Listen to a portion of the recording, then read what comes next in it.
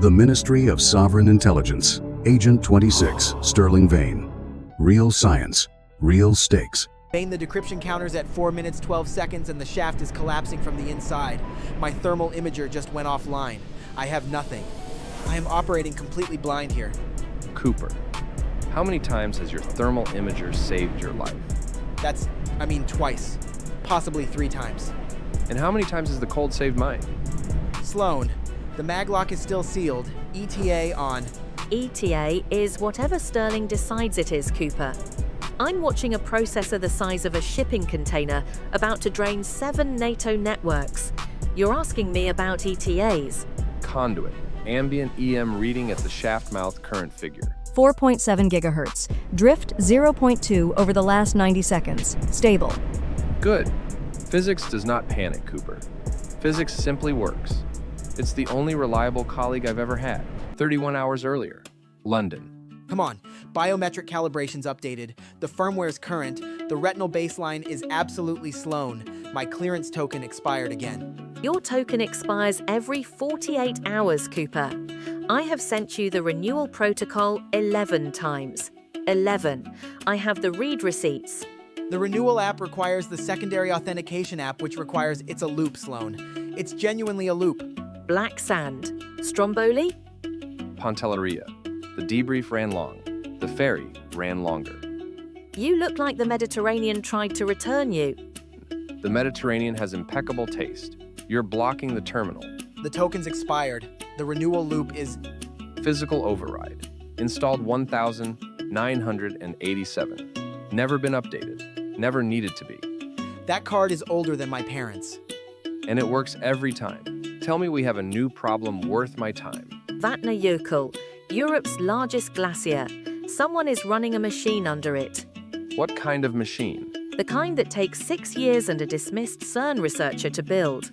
Briefing room, 30 minutes. 20. Case file 17 Glacier.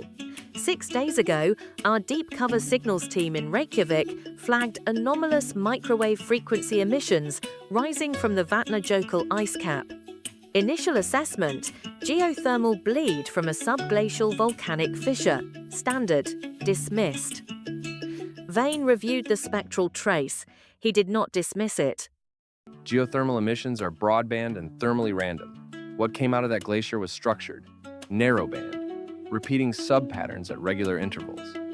That's not a volcano, that's a processor.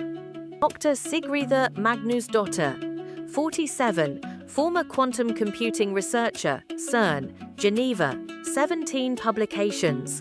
Brilliant. Blacklisted in 2019 after whistleblowing on a NATO surveillance program she had herself designed. She then disappeared entirely from academic and financial records, which, as we know, is never actually disappearing. Disappeared to build a quantum computer under a glacier. To build the most powerful rogue quantum computer in private hands, Cooper, and to use it to crack the encrypted financial backbone of every major Western defense contractor simultaneously. When those accounts drain, 7 NATO logistics networks go dark. She intends to trigger a controlled collapse and call it justice. How much time? The decryption completes in approximately 28 hours from this moment. Right. So I've been running the approach variables through my tactical AI. The ice structure rules out conventional radio contact below 40 meters. EMP is off the table because the thermal destruct... Cooper, the glacier is already carrying the signal. I'm sorry? The crystalline structure of glacial ice acts as a waveguide for certain microwave frequencies. The processor's own emissions travel outward through the ice, like current through a wire. Sigga built herself the most effective antenna in Europe and had no idea she'd done it. We are going to use that wire against her. Vane. The Defense Secretary has asked, politely, which makes me uneasy whether this can be handled without removing the evidence. That is precisely the constraint that makes this interesting, sir. Then I suggest you stop finding it interesting and start finding the door. You have 28 hours. 27 hours later, southern Iceland, Vatnajökull Plateau approach by Snowcat. GPS is degrading. The ice is eating the signal. I've got about 40% accuracy on positioning. My terrain mapping overlay is it's just gone gray. We're 7 degrees off bearing. Correct left. You're navigating by a printed map. The Glacier does not know that. Correct left, Cooper. There, conduit. Emission reading at this position.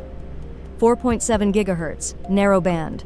Signal to noise consistent with active quantum junction operation. Intensity elevated 31% above the baseline reading from 6 days ago. She's accelerating. We descend. She actually built it.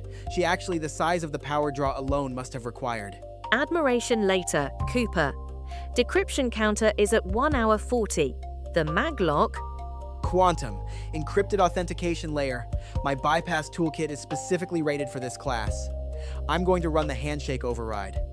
Don't touch it. I have a bypass for this exact. The lock's authentication layer uses electron tunneling junctions. Any forced handshake will look identical to a brute force attempt. The facility reads a brute force attempt as hostile penetration, thermal destruct fires. The drives melt into the subglacial lake, and SIGA wins from custody. Every conventional option closes the wrong door. Then what do we do? 81%. 73 minutes, 6 years for 1 hour and 13 minutes. Fair exchange. Vane. 61 minutes on my end. Vane.